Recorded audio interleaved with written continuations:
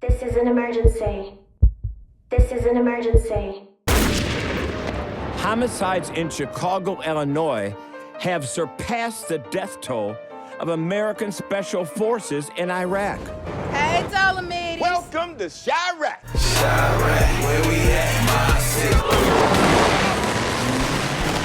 Land of pain, misery, and strife. Everybody here got a man banging and slanging, fighting for the flag, risking that long zip of the cadaver bag. All to the bang bang. Bang bang. It all started with a gorgeous Nubian sister. What's up, Spinner? They call her Alyssa Strata, a woman like no other. You just try taking away their guns. Okay, them dirty poppers. Cause when my gun go boom, I'll make sure a Trojan end up in the neck. All right. Well, what else do they love? Repeat after me. I will deny all rights of access or entrance. I will deny all rights of access or entrance. Alyssa Strata had them all take a solemn oath. Lock it up! Lock it up! Stop the murder madness, or there would be no more Pope. The situation's out of control, because I'm in front of an empty stripper pole. That's right. You get snubbed. Chi-Raq, Spike Lee's latest. It's not vintage Spike Lee, but it's very, very good Spike Lee. And people who've been missing the guy who made Do the Right Thing, which is one of the best movies of the 20th century, and Jungle Fever and Malcolm X to some degree, but to School Days, it partakes of that energy. And I think that's probably why people are nervous about it. And I don't mean nervous. It's like this is already a controversial film, especially in the city in which it is based, Chicago, which is why you have Chi-Raq. And Rahm Emanuel, the mayor of Chicago, tried to have a powwow with Spike before he started shooting last summer to see if he could gently persuade Spike to change the name of the film. He didn't. He didn't make up the name. The name comes from folks that live there, and it's painful, right? Chicago and Iraq. That just sounds painful, but it is painful. Chicago has one of the highest murder rates in the country that comes from gun violence. And this movie is about gun violence. It isn't just about, what we call or what is called black on black crime, a phrase itself that is often very controversial for people.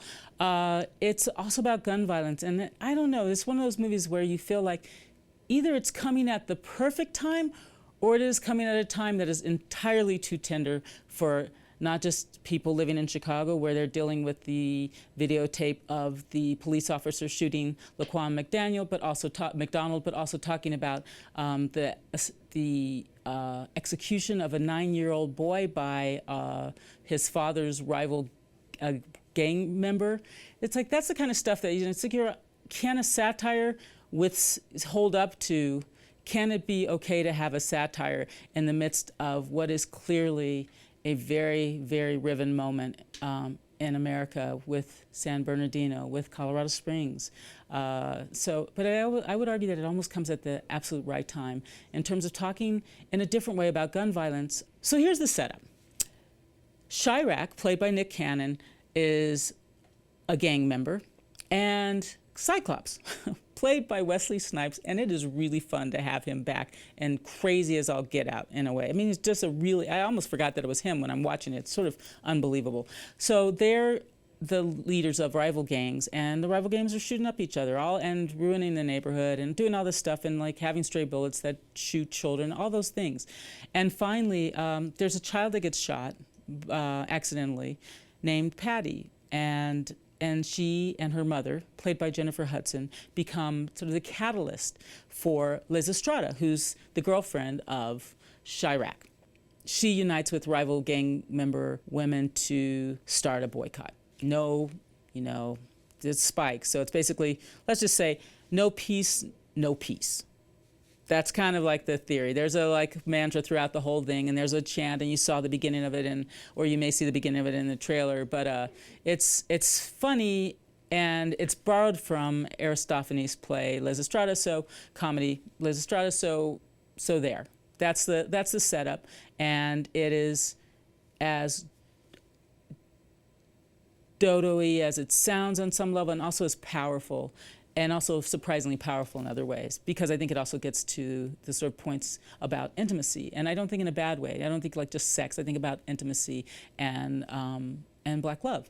Police signs every day, people dying every day, mama's crying every day, father's trying every day, trying to get my head straight.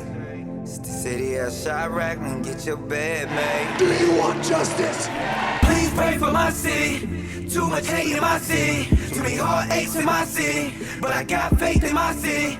This Chi-Raq and I love that. You can't take away from my city. Some can't relate to my city. They die every day in my city. Yeah. It could be you next time. Story of fact. Can't shoot, so babies get whacked. That's how it is in Chi-Raq.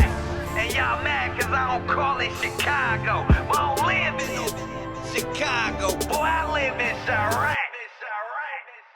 Peace!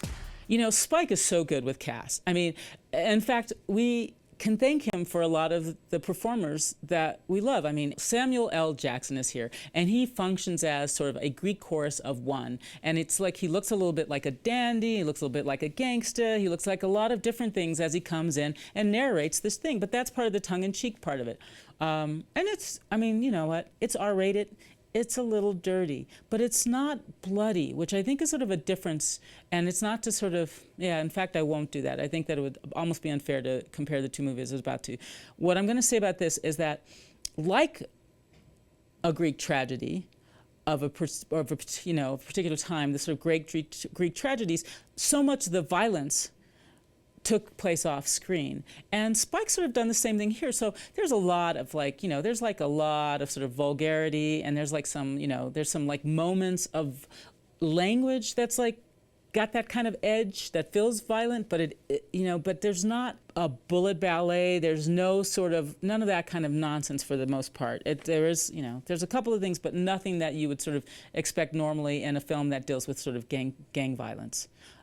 Is that kind of exploitative use of it to sort of criticize it. It's not here. It's doing something else. It is a comedy, and and that doesn't mean it isn't uncomfortable. There's a lot that's uncomfortable here. But like I said, he's so good with cast, and he's great at mixing some veterans with some youngins, some people that he's worked with a number of times, with like new people that are going to be even bigger. Like Nick Cannon has been around, and he's good, and all these things, but I didn't recognize, I mean, I was having trouble remembering who I was looking at for a while. And he plays Chi-Raq, like I said. You know, John Cusack portrays a white minister in this neighborhood, a white pastor in this neighborhood, Father Corridon. And he's in fact based on a gentleman named Father Michael Pfleger, who is very involved in the anti-violence movement, anti-gang movement in Inglewood, a particularly riven neighborhood in Chicago.